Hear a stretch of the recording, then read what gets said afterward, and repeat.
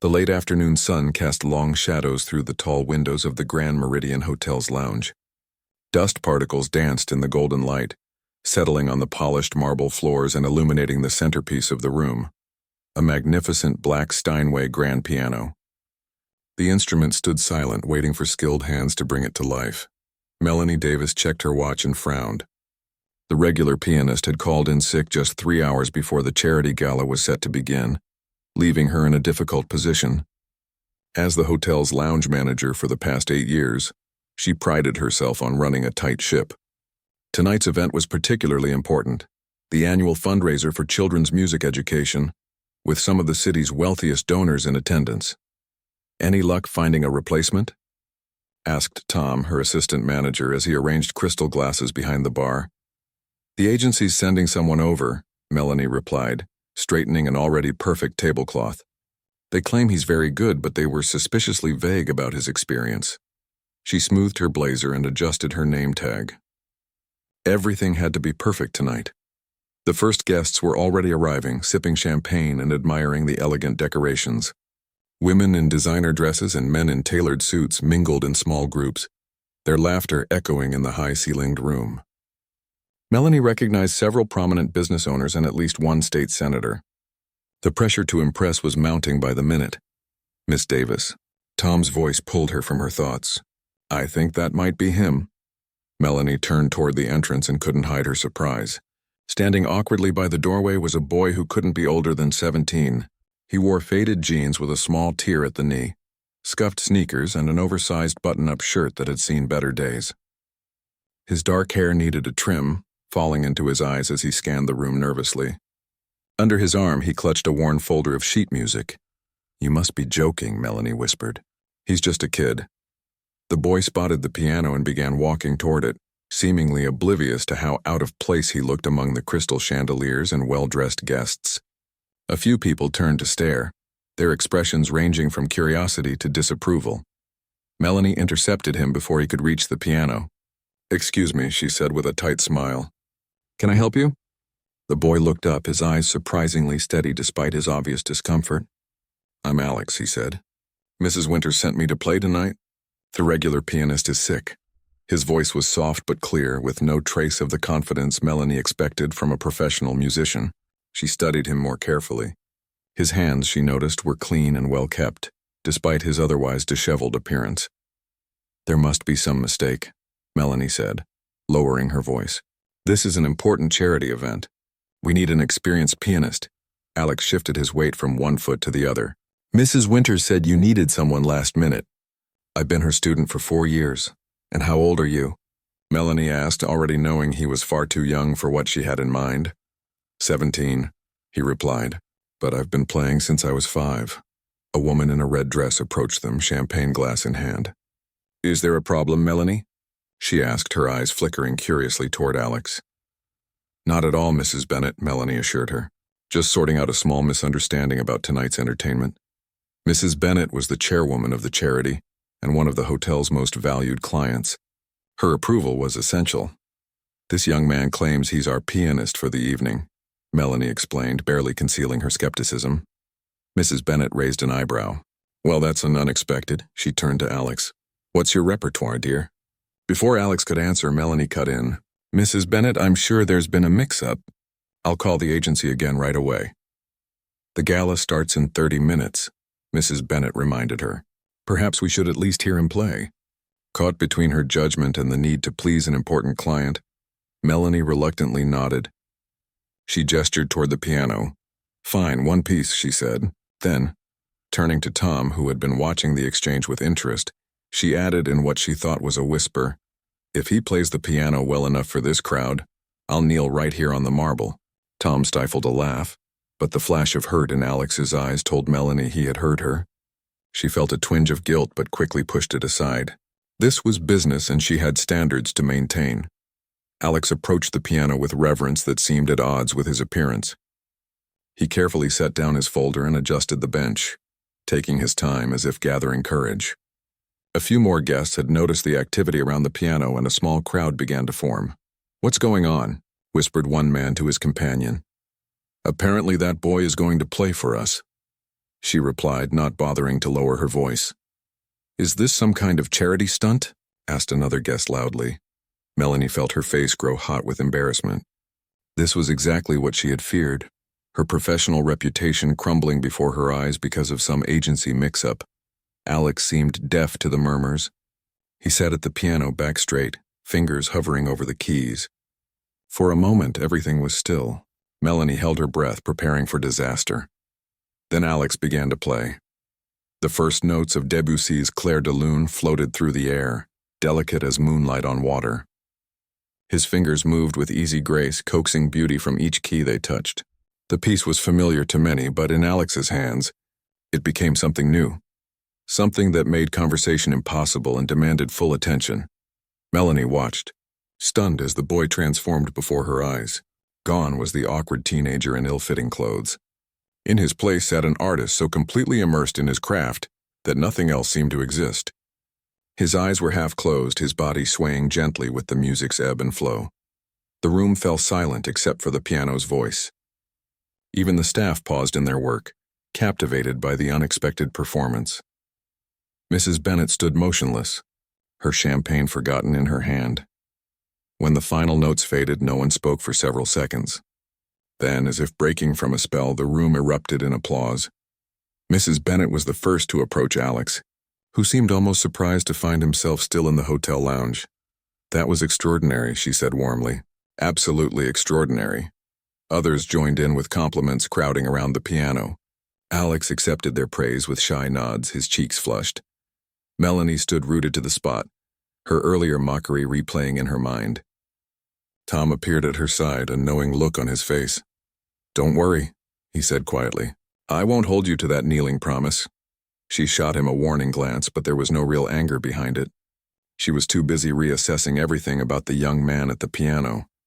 As the crowd dispersed and Alex prepared for his next piece, Melanie approached him. That was unexpected, she admitted. Where did you learn to play like that? Alex looked up, a hint of confidence now visible beneath his shyness. My grandmother had an old upright piano. It wasn't anything special, but she taught me my first songs when I was little. After she got sick, playing became even more important to me. Something in his simple explanation touched Melanie. She thought of her own quick judgment, how easily she had dismissed him based on his age and appearance. Mrs. Winters took me on as a student when she heard me playing at the community center, Alex continued. She couldn't charge me much, but she said talent shouldn't go to waste. She was right, Melanie said softly. The guests were returning to their conversations, but many kept glancing toward the piano, waiting for more. Melanie made a decision. We'd be honored if you'd play for the entire event, she said, extending her hand. The full professional rate, of course. Alex's face lit up with genuine surprise and pleasure. Really? I mean, yes, I'd love to. As Alex began his next piece, something original that made Melanie think of rain on window panes and distant thunder, she slipped away to ensure the rest of the evening ran smoothly. But throughout the night she found her attention continually drawn back to the piano and the boy whose music had proven her so thoroughly wrong.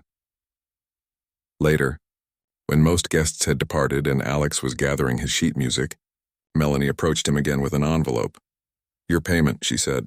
And she hesitated, an apology. What I said earlier was unprofessional and unkind. Alex accepted the envelope with a small smile. It's okay. People usually don't expect much when they see me. That's their mistake, Melanie replied, and it was mine tonight. But I'm glad you proved me wrong. As Alex left the hotel, Melanie stood in the now quiet lounge looking at the piano. She thought about perception and reality, about hidden depths and quick judgments. The boy had taught her something valuable tonight, something that went beyond music. Tom appeared beside her, tidying the last of the glasses. So, he said with a grin. About that kneeling. Melanie laughed and shook her head. I deserved that. But you know what? In a way, I think I did kneel, just not the way I meant. How's that? Sometimes being humbled is the same as kneeling, she said thoughtfully. And tonight I was definitely humbled. Word had spread quickly after that first night. The boy with magic in his fingers, they called him. In the week that followed, the Grand Meridian Hotel's lounge had been unusually busy, with guests lingering over drinks just to hear Alex play. Melanie had offered him a regular weekend spot, which he had accepted with quiet gratitude. "You've become quite the attraction," she told him on Friday evening as he arrived for his second weekend of performances. "People are actually making reservations just to hear you play." Alex ducked his head, still uncomfortable with praise. He wore the same oversized shirt as before, though it looked freshly ironed. Melanie noticed he'd gotten a haircut, the dark strands no longer falling into his eyes. "I brought some new music tonight," he said, patting his folder. "Some classical pieces, but also some of my own compositions." Melanie raised an eyebrow. "You compose too?" He nodded. "Since I was 12. Nothing fancy, just things I hear in my head." Before Melanie could respond, the hotel manager, Richard Powell, approached them. He was a tall man with salt and pepper hair and the perpetual expression of someone calculating profits in his head. "So this is our piano prodigy," Richard said, looking Alex up and down with an appraising eye. "The staff has been talking about nothing else all week." Alex shifted uncomfortably under his gaze. "Nice to meet you, sir."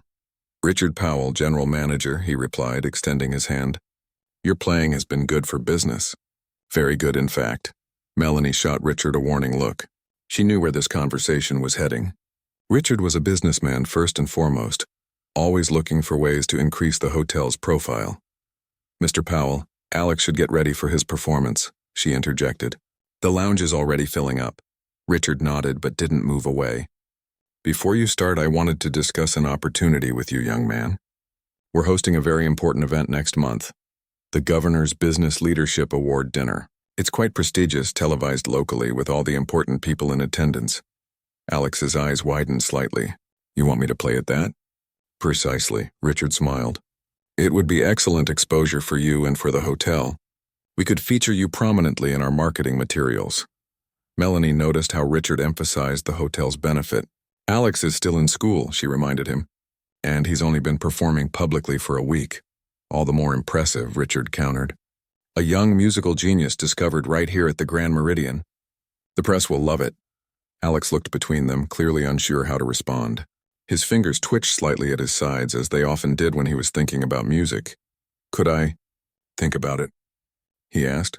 Richard seemed surprised by the hesitation. "Of course, but don't think too long. An opportunity like this doesn't come along every day, especially for someone in your situation." His eyes flickered briefly to Alex's worn shoes. When Richard walked away, Melanie turned to Alex. "You don't have to say yes. That event is a month away and it's a lot of pressure."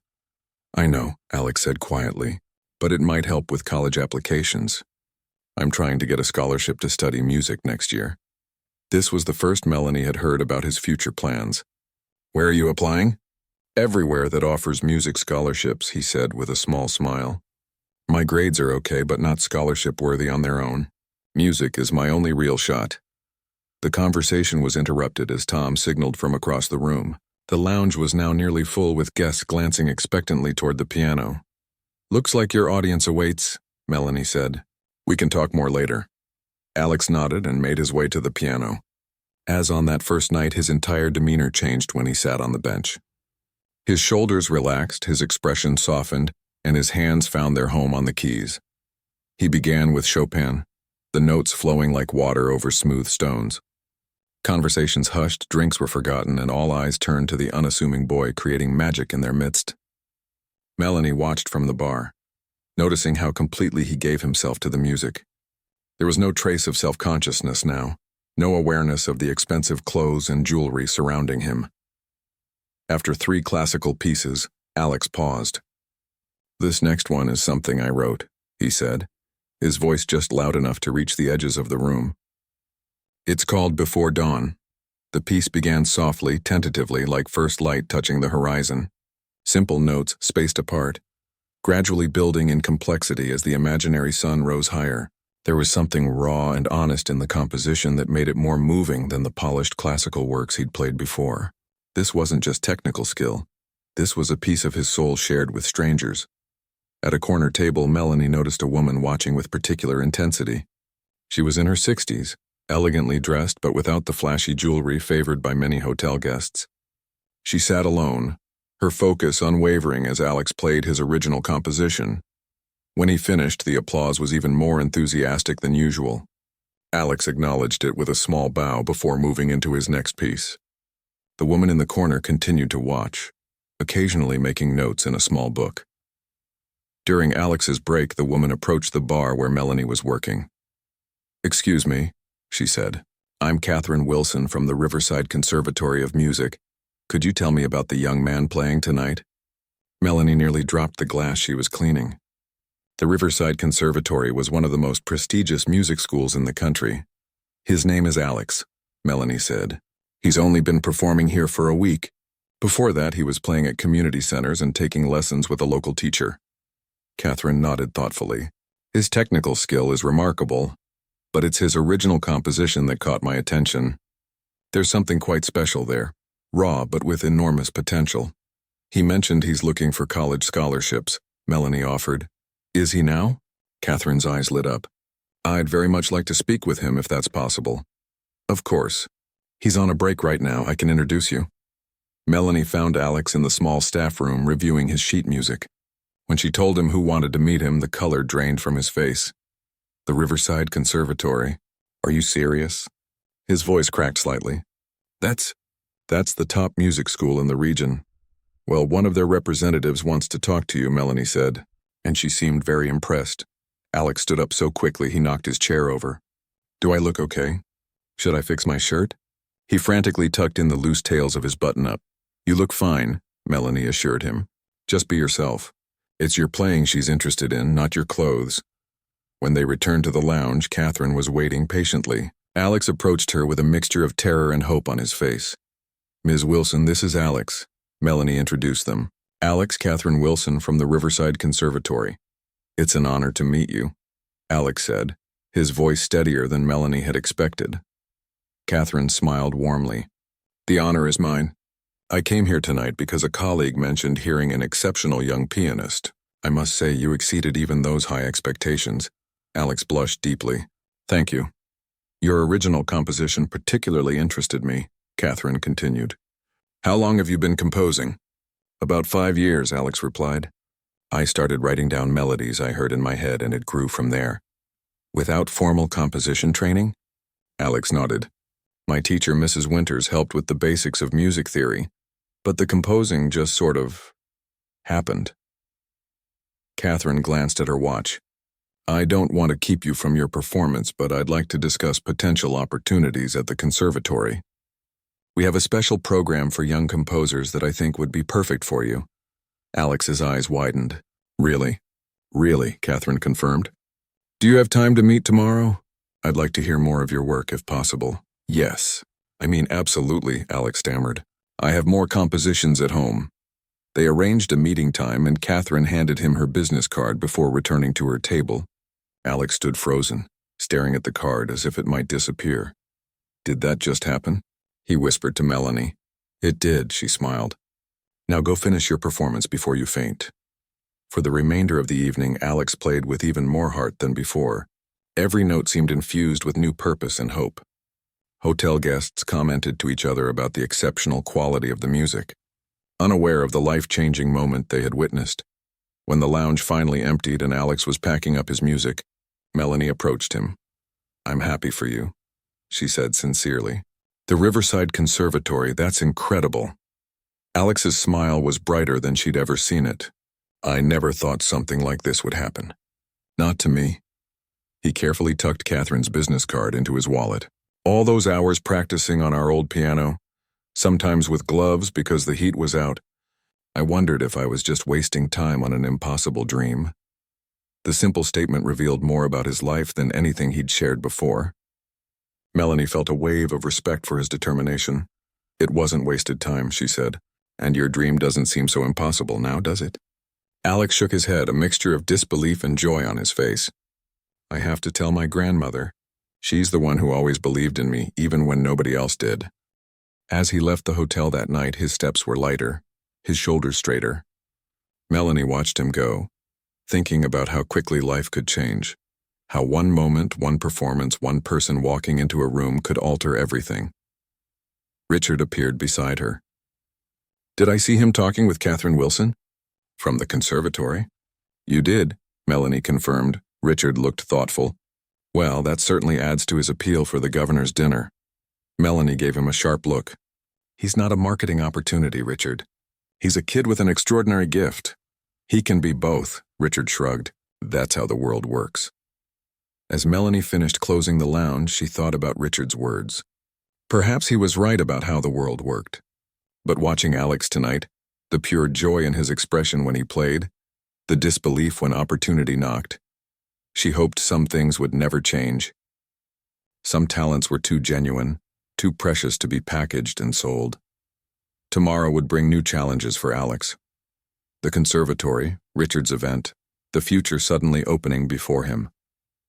But tonight, music had spoken its own truth, and for once the right people had listened. The small apartment was quiet except for the gentle clicking of the old wall clock and the occasional creak of floorboards as Alex paced back and forth. Sunlight filtered through thin curtains, casting patterns on the worn carpet, where several folders of sheet music were spread out. Grandma, which pieces do you think I should play for Ms. Wilson? Alex asked, running a hand through his hair for the 10th time that morning. His grandmother, Rose, sat in her favorite armchair, a crocheted blanket across her lap despite the warmth of the day. Age had bent her small frame, but her eyes remained sharp and clear behind wire-rimmed glasses. Play what moves you, she said simply, not what you think will impress her. Alex stopped pacing. But this is my one shot at Riverside. What if I choose wrong? Rose smiled, the lines around her eyes deepening. The woman already heard you play, child. She didn't come looking for you because you can copy other people's music perfectly. She came because she heard something special in your own music. Alex looked down at his hands, pianist's hands his grandmother had always called them. Long fingers, nimble and strong from years of practice. These hands were his ticket out, his chance for something better. I'm scared, he admitted quietly. Good, Rose nodded. Fear means you care. But don't let it stop you from showing her exactly who you are. Alex gathered the sheets of his own compositions, pieces he'd written late at night, sometimes by candlelight when the electricity had been shut off. Music that spoke of struggle and hope, of the small joys found in difficult places. I should get going, he said, carefully placing the selected pieces in a folder. The bus takes 40 minutes to get downtown. Rose reached for her purse. Take a taxi today. This is important. Grandma, no. We need that money for your medication. Hush now, she said firmly. Today is not a day for buses. Today's a day for arriving calm and ready to play. She pressed two $20 bills into his hand. Consider it an investment.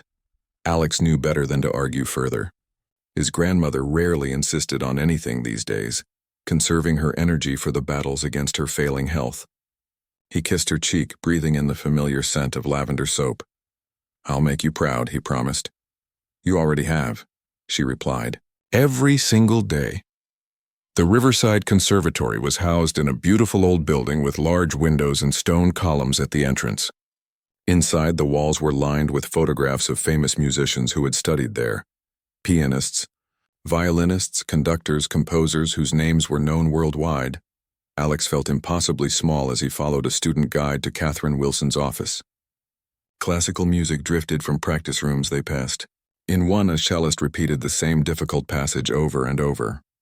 In another, a vocal quartet harmonized perfectly. This was a world where excellence was the baseline, not the exception. Catherine greeted him warmly, ushering him into an office dominated by a baby grand piano in the corner. Books filled the shelves and framed musical scores hung on the walls instead of paintings. Thank you for coming, Alex, she said, gesturing for him to sit. I've been looking forward to hearing more of your work. Alex nodded, too nervous for words. He clutched his folder of compositions like a lifeline. Before we begin, Catherine said, I'd like to understand your background better. How did you start playing? The question helped Alex find his voice. My grandmother had an old upright piano. She played a little and taught me simple songs when I was 5. When she saw I had some talent, she found a way to get me lessons. With Mrs. Winters, correct? Yes, she charges us very little. Sometimes she lets me clean her studio instead of paying. Alex hadn't meant to share that detail, but Catherine didn't seem to judge. And your compositions? How did those begin? Alex looked down at his folder.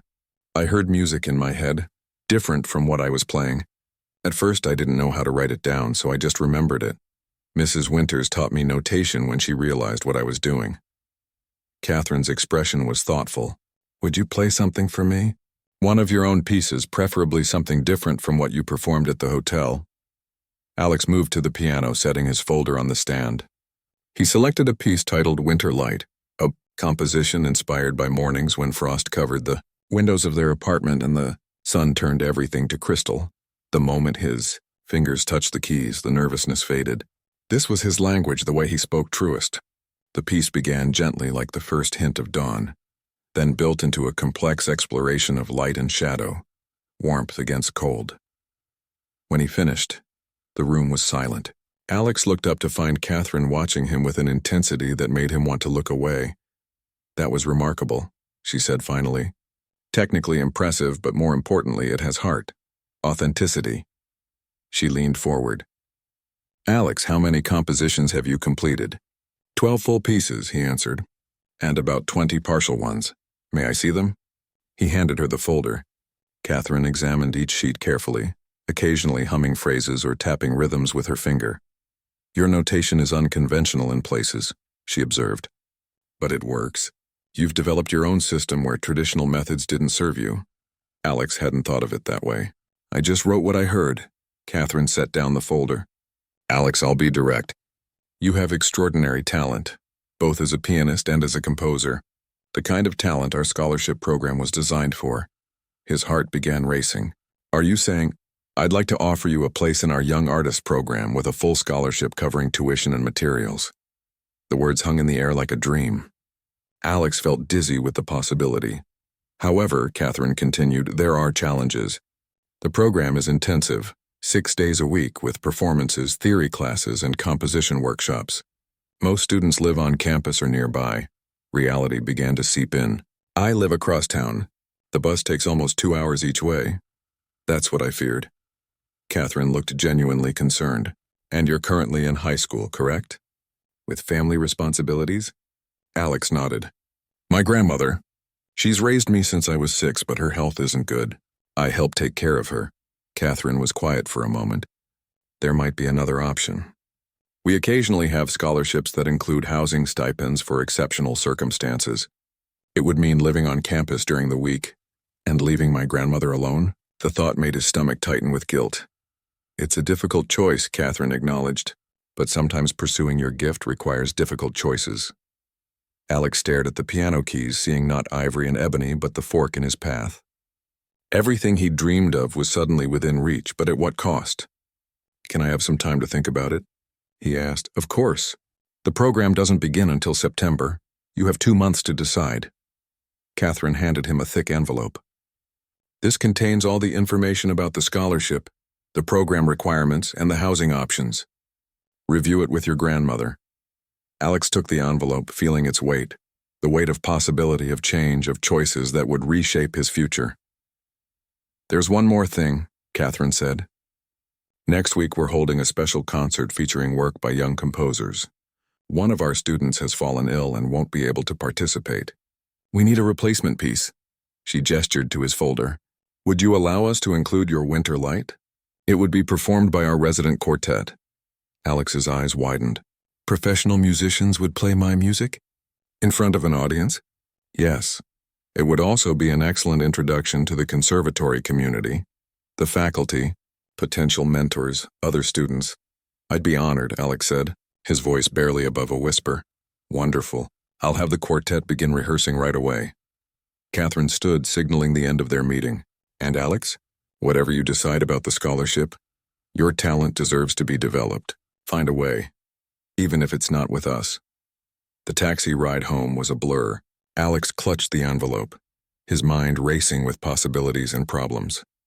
The scholarship was everything he'd hoped for, and yet the reality was more complicated than the dream had been. When he arrived home, he found his grandmother asleep in her chair. Her breathing was labored, her face pale.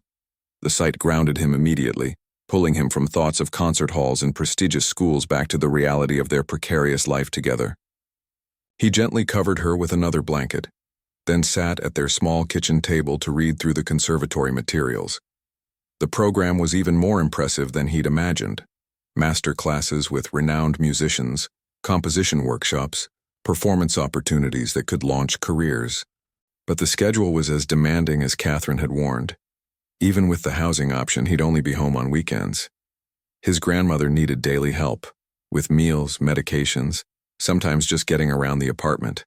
They couldn't afford a caregiver. His weekend job at the grocery store barely covered their essentials, even with his grandmother's small pension. The hotel gig was new money, not yet factored into their fragile financial balance. Rose stirred in her chair. "Alex, you're back.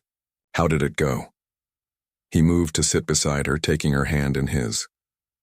"They offered me a scholarship, Grandma. Full tuition." Her face lit up with joy. "Oh, my boy, I knew it. I always knew it." "But there's a problem," he said, explaining about the schedule and housing. Rose listened without interruption, her expression growing thoughtful. When he finished, she was quiet for so long that Alex wondered if she'd drifted back to sleep. "Your mother had a beautiful voice," she said finally. "Did I ever tell you that? She could have done something with it, but life got in the way. Then you came along and all her dreams went into you instead." "Grandma," she squeezed his hand. "Let me finish.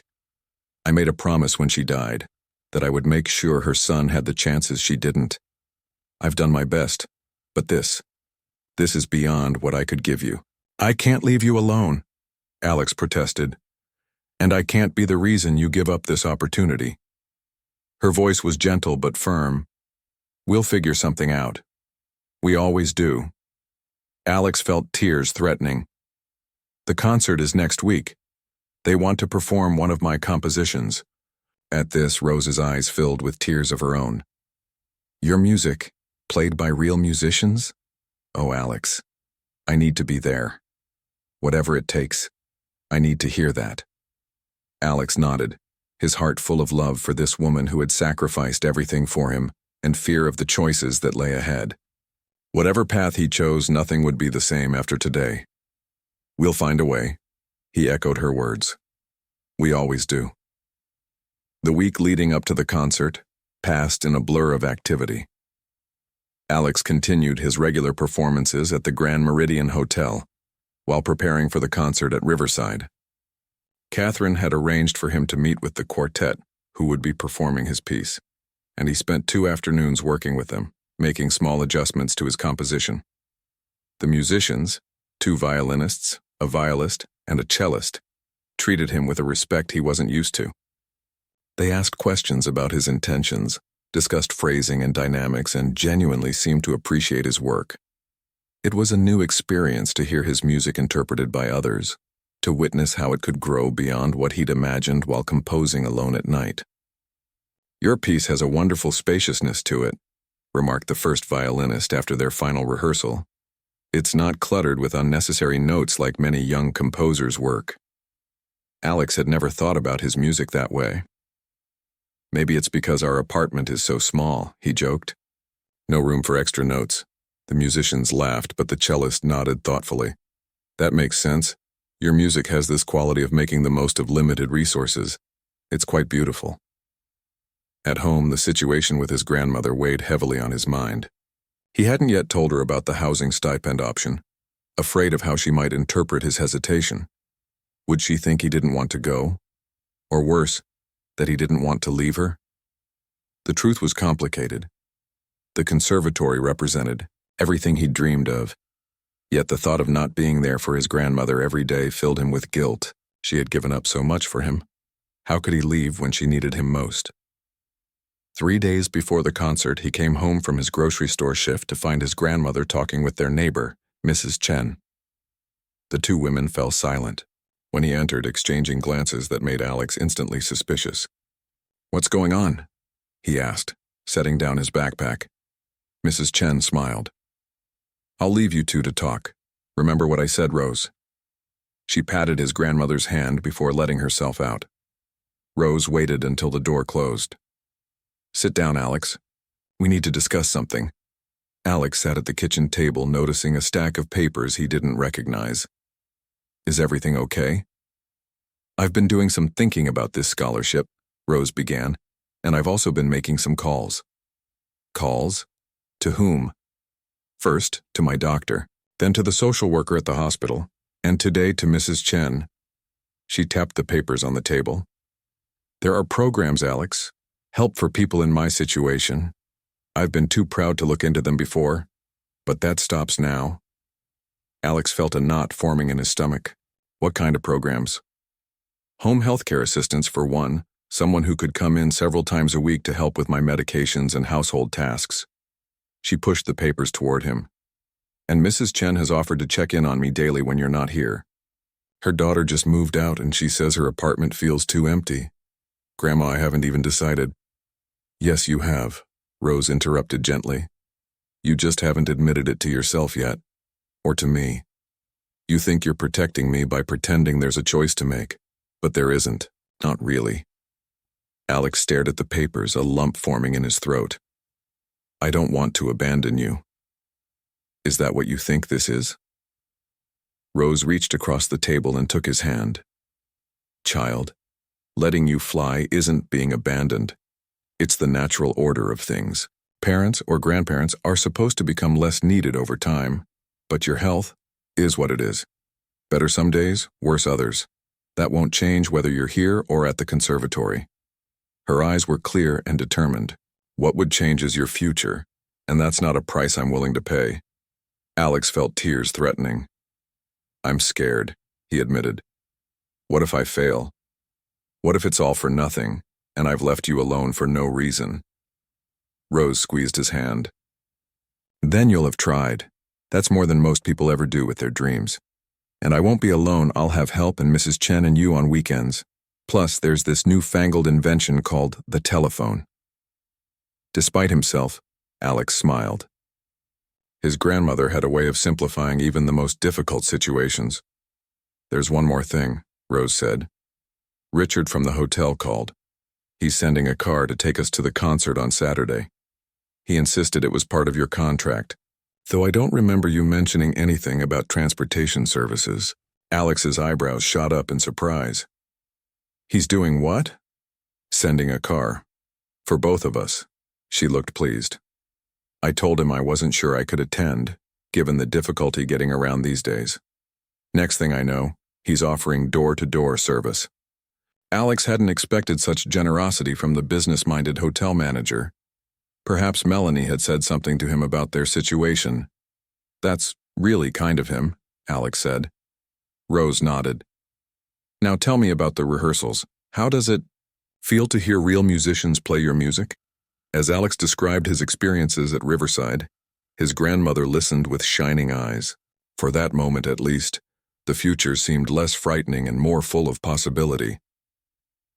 The night of the concert arrived with unexpected nerves. Alex had performed countless times before, but sitting in the audience while others played his music felt entirely different. More exposing somehow, as if they would be revealing truths about him that even he didn't fully understand. The Riverside concert hall was smaller than he'd imagined, but beautifully designed with warm acoustics and soft lighting. He and his grandmother were seated in a reserved section near the front, thanks to Catherine's arrangements.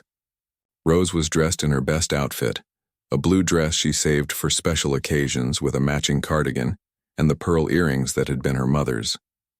Alex had never seen her look so proud. Richard from the hotel had not only provided transportation as promised, but also arrived with Melanie and Tom in tow. They sat several rows behind, having insisted on attending to support their rising star, as Richard put it. Look at this program, Rose whispered, pointing to where Alex's name was printed alongside established composers. Alexander Chen. Doesn't that look fine on good paper? Alex nodded, too nervous for words. His piece was scheduled last before intermission, a prime spot according to Catherine. As the concert began, he found himself unable to fully concentrate on the other performances. His mind kept returning to his composition, wondering how the audience would receive it if they would understand what he'd tried to express. Finally, the quartet took the stage for his piece. The first violinist stepped forward to introduce it. Our next piece is a special addition to tonight's program, she announced. We're privileged to perform Winter Light, composed by Alexander Chen, a remarkable young talent recently discovered by our own Catherine Wilson. A spotlight briefly illuminated Alex in the audience, causing a ripple of curious murmurs. He felt his face grow hot with embarrassment, but managed a small nod of acknowledgement.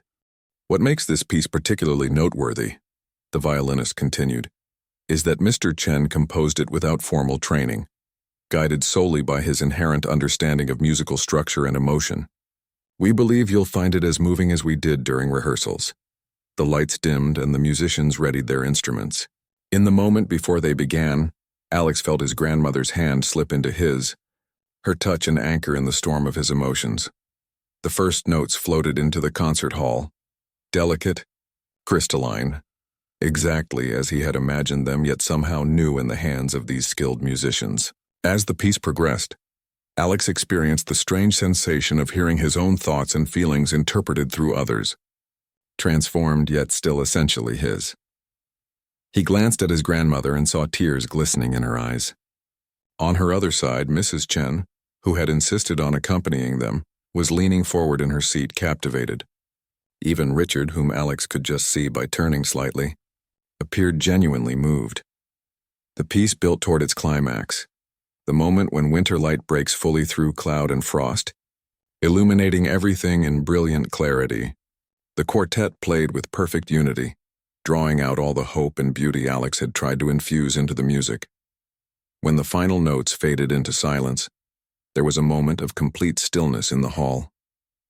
Then applause erupted, enthusiastic, genuine applause that seemed to wash over Alex in waves. People were standing, turning to look at him with expressions of appreciation and surprise. The quartet gestured toward him, and Catherine, seated nearby, motioned for him to join the musicians on stage. Alex hesitated, looking to his grandmother for guidance. Rose nodded encouragingly. "Go," she whispered. "This is your moment."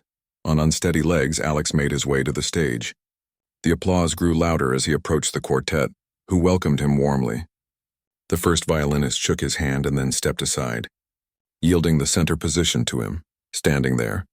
Facing the audience that had so enthusiastically received his music, Alex felt a profound shift within himself. This wasn't just applause for a pleasant piece of music, this was recognition. Validation that what he heard in his head, what he felt in his heart, could reach others, could matter. He caught sight of his grandmother in the front row, tears now flowing freely down her cheeks. She had never doubted this moment would come, even when he had. As the applause finally subsided and he left the stage, Catherine intercepted him. "That," she said quietly, "is why I offered you the scholarship." Her eyes were bright with satisfaction. "Have you made your decision?" Alex looked over at his grandmother, who was now surrounded by well-wishers, beaming with pride. "Yes," he said. "I'll accept the scholarship. With the housing stipend." Catherine nodded, clearly pleased. "You've made the right choice. We'll start the paperwork next week." As Alex made his way back to his seat for the second half of the concert, he felt both lighter and somehow more substantial than before. The future that had seemed so frightening now felt like an open door, inviting him forward. During intermission, Rose squeezed his hand. "You've decided, haven't you?" She asked. "How did you know?" She smiled. "Because you look different. Like you've finally allowed yourself to believe." Alex nodded. "I'm still scared about leaving you." "Good," she replied. "Fear keeps us careful, but it shouldn't keep us still." As the lights dimmed for the second half of the concert, Alex realized that his grandmother was right. Tonight wasn't just about his music being performed. It was about permitting himself to step fully into the life he was meant to live, even with all its uncertainties and difficult choices. The applause still echoed in his mind, not as validation from strangers, but as confirmation of what his grandmother had told him all along. His music mattered. And now he had the chance to discover just how far it could take him. 1 month had passed since the concert, and life had taken on a rhythm of preparation. Alex's bedroom was now lined with boxes, some packed with sheet music and books, others still waiting to be filled with clothes and personal items. The scholarship paperwork was complete, the housing assignment confirmed. In 2 weeks he would move into the Riverside Conservatory dormitory. The thought still brought mixed emotions. Excitement tangled with anxiety, opportunity with guilt, but his grandmother's unwavering support made it easier to embrace the change. Don't forget to pack your father's watch, Rose reminded him as she stood in his doorway, leaning slightly on her walker. Her health had been stable lately, not better but not worse either. The home healthcare aide had already visited twice, establishing a schedule and routine that would continue when Alex was gone. It's in my special box, Alex assured her, pointing to a small wooden container where he kept his few treasures. The watch hadn't worked in years, but it was one of the only things he had from his father. Rose nodded, satisfied. Richard called again this morning. Quite persistent, that man. Alex smiled. Since the concert, the hotel manager had been relentlessly pursuing him to perform at the Governor's Business Leadership Awards.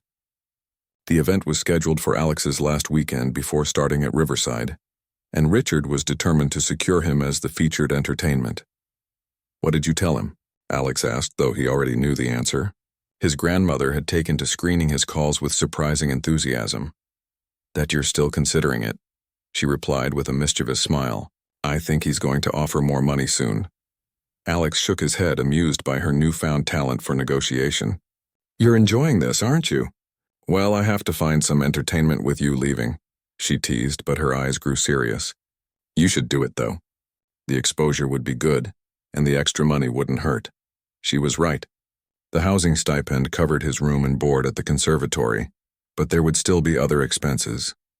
Music books, proper concert attire, transportation on weekends to visit home. His hotel performances had already helped create a small savings, but more security would ease his mind about leaving. I'll call him back today, Alex promised. Rose nodded and turned to go, then paused. Oh, I almost forgot. Melanie dropped this off this morning while you were practicing. She handed him an envelope with the Grand Meridian Hotel logo. Inside was a handwritten note. Alex, I hope this finds you well. The lounge hasn't been the same without your regular performances, though I understand you've been busy preparing for Riverside. I'm writing because something unusual happened last night. A guest asked specifically about you, an older gentleman named Dr. Robert Franklin. He heard you play several weeks ago and was quite moved by your performance. He asked if you had recorded any of your original compositions, as he'd like to purchase them.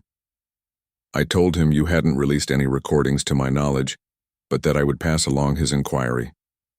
He left his contact information, see back of this note, and mentioned he has connections with a recording studio that specializes in classical and jazz artists.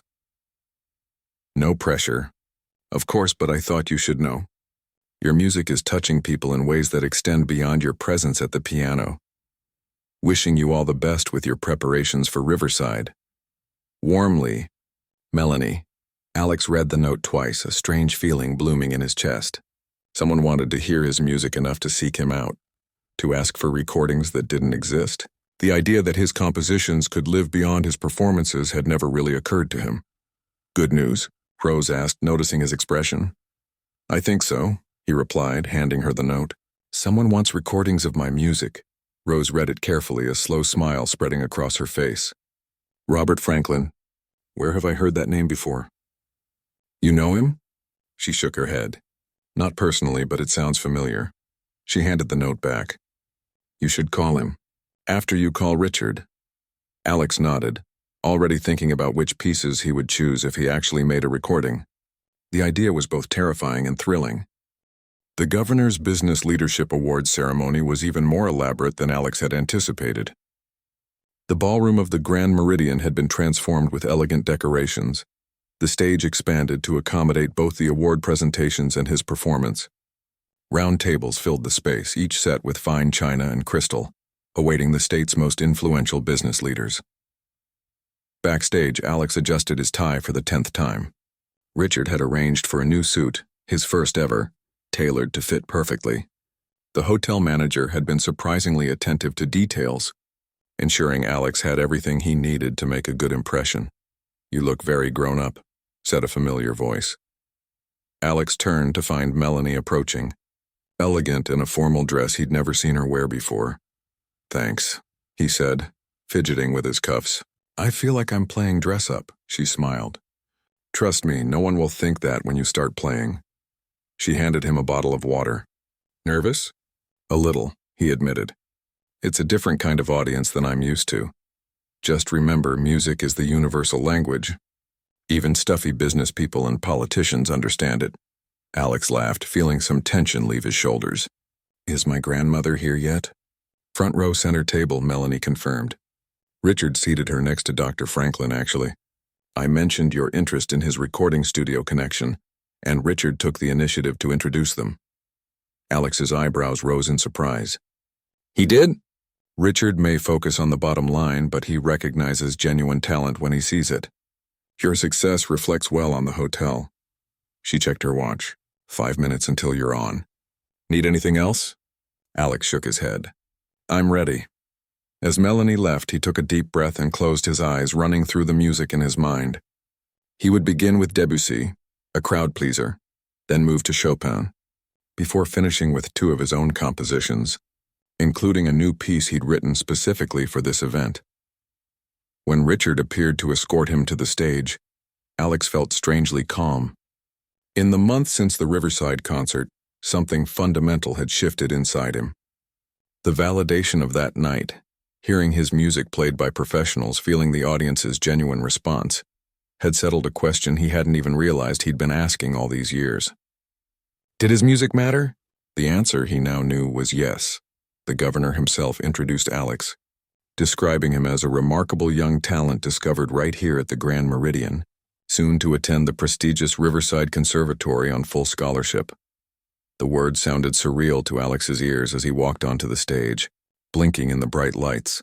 He spotted his grandmother in the front row, sitting tall despite her fragility. Beside her was a distinguished-looking man in his 60s who must be Dr. Franklin. On her other side, to Alex's surprise, was Catherine Wilson from Riverside, who must have been invited by Richard. As he took his seat at the grand piano, Alex allowed himself a moment to absorb the scene. The expectant faces, the opportunity before him, the journey that had led him here, from playing on his grandmother's old upright piano with its sticky keys and slightly flat middle C, to this gleaming instrument on a stage before the state's elite. And yet, as his fingers touched the keys, all those thoughts fell away. There was only the music. First Debussy's Moonlight, then Chopin's Emotion flowing from his hands as naturally as breath.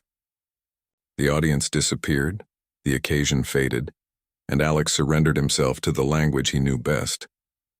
When he transitioned to his own compositions, a subtle change came over the room. He could feel it even with his eyes closed, a shift in attention, a deepening of focus. His new piece called Thresholds and spoke of transitions, of doors opening and closing, of the bittersweet nature of change. In it, he had woven all his conflicting emotions about leaving home, starting anew, stepping into unknown territory. As the final notes faded, the room erupted in applause. Alex stood and bowed, his heart pounding with exhilaration. Looking out at the audience, he saw not just polite appreciation, but genuine movement. His grandmother was wiping tears from her eyes. Dr. Franklin was nodding thoughtfully, already turning to speak with Rose. Catherine Wilson was beaming with what looked like pride. Later, as guests mingled during dessert, Alex found himself surrounded by people wanting to express their admiration. The governor shook his hand. Business leaders offered cards, and Dr. Franklin confirmed his interest in recording Alex's compositions. Your music has a unique voice, the older man told him. It deserves to be heard beyond live performances. I'd like to discuss a small recording project before you get too busy with your studies. Catherine joined them, adding her support to the idea. It would be an excellent addition to your portfolio. Riverside would certainly allow time in your schedule for this opportunity. As the evening wound down, Alex found a quiet moment with his grandmother. She looked tired but radiant with happiness. Did you ever imagine a night like this? He asked her, taking her fragile hand in his. She smiled. Yes, from the first time I saw your little fingers find the right keys without being shown. I knew you were meant for something special. Alex felt a lump form in his throat. I couldn't have done any of this without you. No, she agreed simply. But that's how life works. We all need someone to believe in us before we learn to believe in ourselves. She squeezed his hand. And now you've found a whole community of people who believe in what you can do. She was right. Looking around the room, Alex saw not strangers but connections. Melanie, who had given him his first real chance. Richard, who had recognized an opportunity in his talent. Catherine, who had opened doors to education. Dr. Franklin, who wanted to share his music with a wider audience. Each person represented a new thread in the tapestry of his future. In 2 days, he would move his belongings into the Riverside dormitory. The following Monday, classes would begin. His new life was waiting, full of challenges and possibilities he could barely imagine. Yet something told him that years from now, when people asked about his journey, he would point back to that first night at the Grand Meridian Hotel, when a skeptical lounge manager had smirked and said, "If he plays the piano, I'll kneel right here," not knowing that her doubt would become the first step on an extraordinary path. As Alex helped his grandmother to the car Richard had arranged, the night air was cool and clear. Stars punctuated the darkness above the city lights, distant but brilliant, like possibilities, he thought, like dreams waiting to be reached.